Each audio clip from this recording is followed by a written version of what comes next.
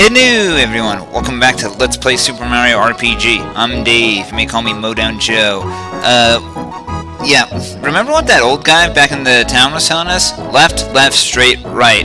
That path was supposed to take us to something quote-unquote nice. Well, I was never able to do in the past, but you know what? I figured, let's give it a try for you guys. And what do you know? We find something, huh?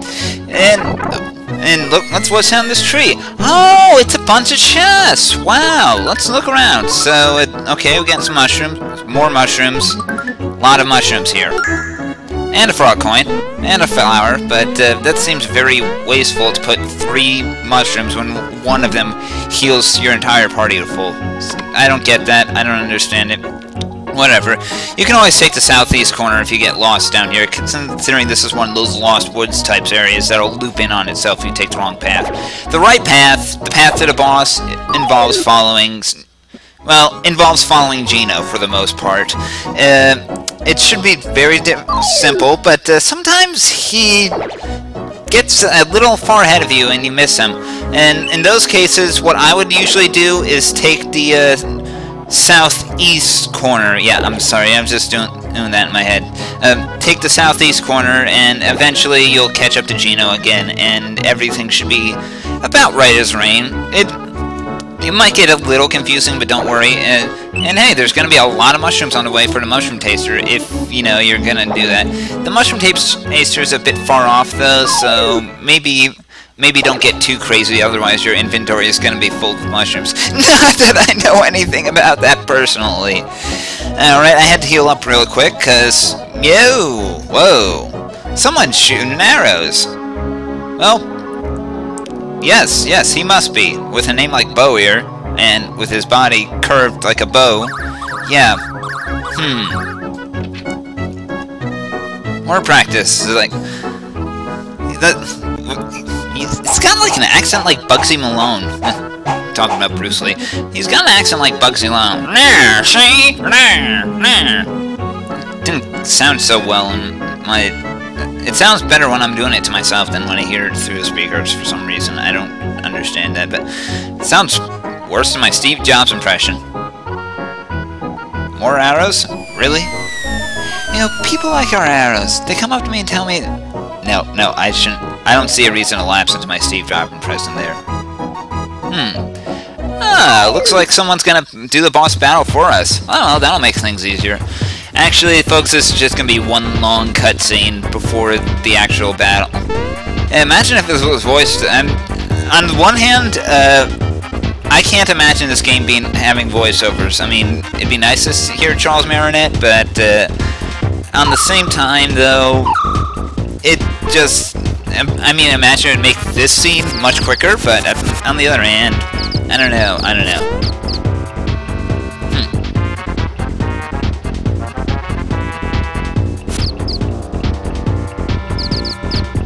Oh, he can control the weather. I guess a few lightning bolts from afar couldn't hurt.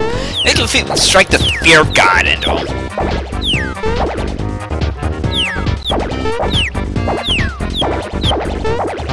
Oh, way to leave your best friend behind, Mario. Jeez Louise, you're certainly some protector of the people. Leave behind someone in your own party. Nice punch. Too bad he never actually can do anything like that in game. Gameplay story segregation for annoyance.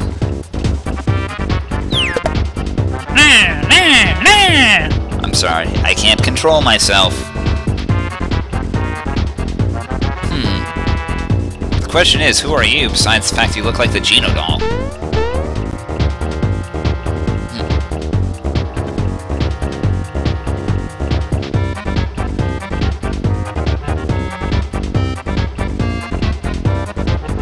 We know about you. You serve a higher authority.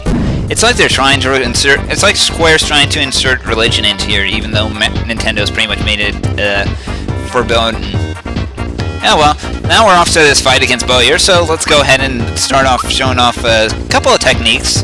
Really, I shouldn't bother, but why not? The thing with the Geno Beam is you don't want to overcharge it. Let go once it hits 3 stars, and then you're good. Super Jump, basically each time you get a timed attack with that, you get an additional jump. You can change either up to 100. Good luck with that, though. It starts to ramp up around 15 or so. And Psychopath just shows you the remaining hit points and maybe a fine quote, but nothing fancy. I won't be using it too much. Yeah, and this is where Bowyer explains his little gimmick for this boss battle. I mean, the last one had Mac disappearing after a while. Bowyer, he tries something different. He will lock you out of whatever ability you use the most. So you use a lot of specials, he'll lock you out of specials. You use a lot of physical attacks, he'll lock you out of physical attacks. Use a lot of items, you have free range with whatever kind of attack you like. It really is the most advantageous, but you're probably not... You don't have any good attack items at this point, so you're not going to be able to completely abuse them like that.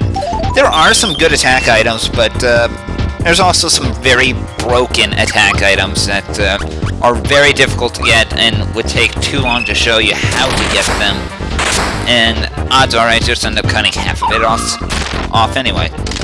Okay, so just my luck, he starts out by locking out special attacks. As far as I'm aware, he's not weak to any particular type of attack, so just go out with physicals and Geno Beam. Geno Beam seems to be his strongest special at this point. One thing that they don't mention with Geno Beam, and this isn't relevant right now, but it'll come up later, that it's an ice-type attack. And they never tell you this at all in the game. The description doesn't even bring it up. I did not learn this until, like, a few years ago, honestly. It was something shocking for me, so, yeah. Oh, was it a few years ago? I don't remember. But yeah, one thing you gotta look at with Bowyer is that well, two things. First off, it seems like he follows the restrictions that his own that he sets on us as well. So when he locks out physical attacks, he will lock out his basic arrow shot, and when he locks out his specials, he'll lock out static E. As far as I'm aware, though, his sleep thing, I'm guessing is supposed to be a repeated use item. I don't know, but that's my guess. He doesn't use that enough for me to really make a judgment. But overall, he's not. This gimmick does make it kind of interesting, and you do have to vary things up just to keep. You can't. Just by the nature of this battle, you can't rely on solely one trick. It just won't work. Later on, maybe we'll be able... The problem is, I would like this to continue on in certain other battles, but obviously, it's a gimmick for one battle, and it works well. But I like it, though... I don't know, I guess maybe it would get tiresome after a while. That's the thing with Static E, though, is that it really kind of hurts. It's probably his one strong special, and you really have to look out for it.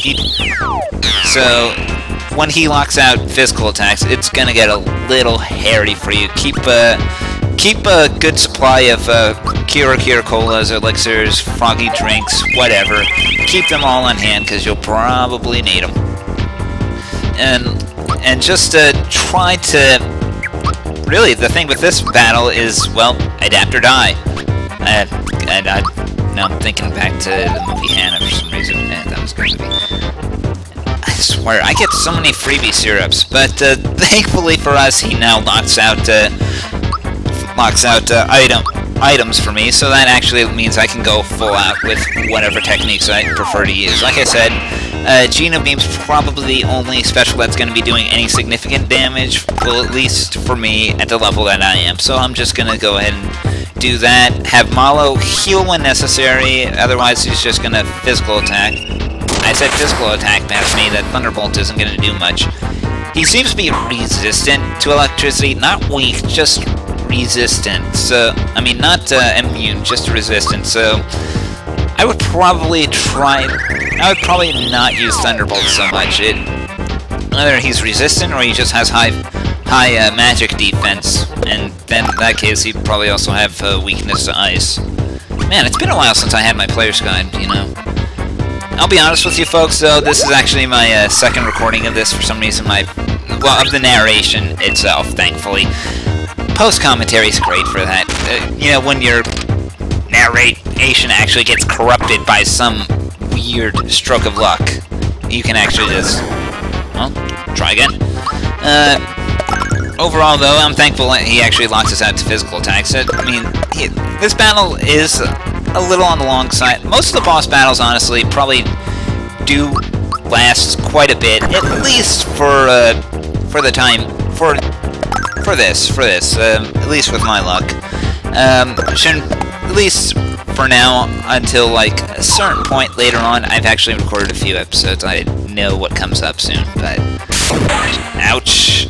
I think though we are almost done. So I remember this battle ending with him locking up physicals. So 1 or 2 more Geno beams, and I think he should be down for the count. Is he?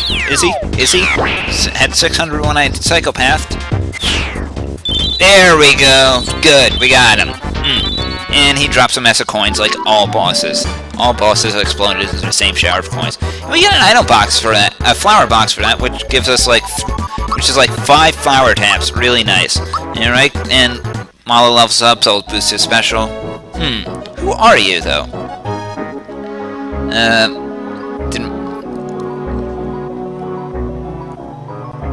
Yes, like I said, injecting religion.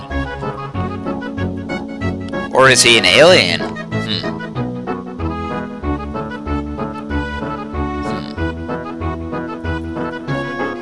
Alright, come on, tell us Star Road. Shooting star? Wishing on a shooting star, yeah. Well, this is kind of what Frog Fuchsia's brought up. Oh. Huh. So that's what shooting stars are supposed to be, at least in this game.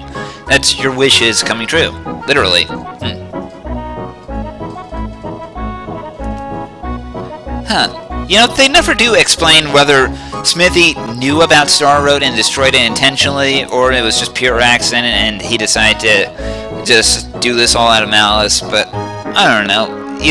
And he just came to Mario's to the Mushroom Kingdom just to, well, because he's probably some kind of interdimensional conqueror or something. Repair Star Road, huh? So you're a handyman and the intermediary, and God knows what else. You're probably a vital piece of Star Road yourself. Get rid of Envy, find the star pieces, repair Star Road. There's our quest. Got everything hammered down, so... Alright then, I guess we already picked up one, so... What the fuck? I don't know. Oh, Geno, alright. I was hoping I'd call him throughout the whole LP, but guess not. Strongest out of all the dolls. There's a doll that looked like Bowser, a guy that's made of nothing but muscles and spikes. And you chose Geno. You chose the Geno doll. Really? Huh. I would pick differently myself. But, you know what? Whatever. We have to pick up our second star piece! Yay! Why is it always stars? Like a wise man once said, with Mario, it is always stars. Oh well. Well, that's star piece number 2, so not any more left. Wait. Yeah, let's get going. Sure. Yay! And we got a new party member on top of all that. No, I don't want your money. Yeah, looks like someone is spying on us, but, yes, I kinda just said that. Yeah, the narrator in the screen, well, he doesn't pop up that much, but he it seems a little redundant. But oh well, we could head on to the pipe vault, but, honestly, where I want to go is back to Rosetown. I mean, Gas was looking for Geno. He mysteriously disappeared. So I say let's go back and talk to Gaz. Yo, Gaz. We got a visitor. Hopefully you'll also apologize for shooting me in the head. Huh. costume. Is Gino supposed to be famous? Then how come he was never brought up until this game? And he makes a cameo in Mario and Luigi Superstar Saga, but that's about it. And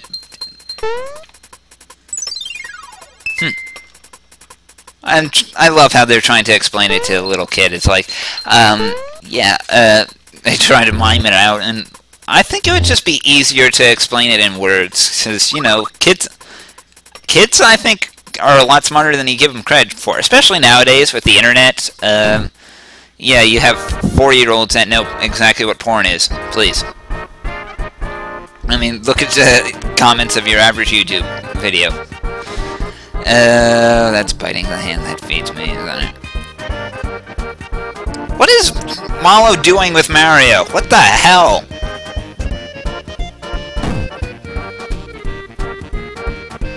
Got a massage? Yeah, okay, seriously, you had a gun for Gino. What the hell? Yeah, well, I think that's about it, and this is my favorite line right here. Need coffee, keep away. That cracks me up for some reason. No matter what you say, it doesn't matter, but you cannot rest here at this end until you leave and come back in, and I think I will do that, and then I will wrap up the episode. So, thank you very much. I hope you enjoyed your time. If you like what you saw, well, there's more to come. Until then, I'm Dave. Remember, keep your toys neat and tidy. You never know when you might want to revisit them someday, or hand it down to someone. Take care, everybody.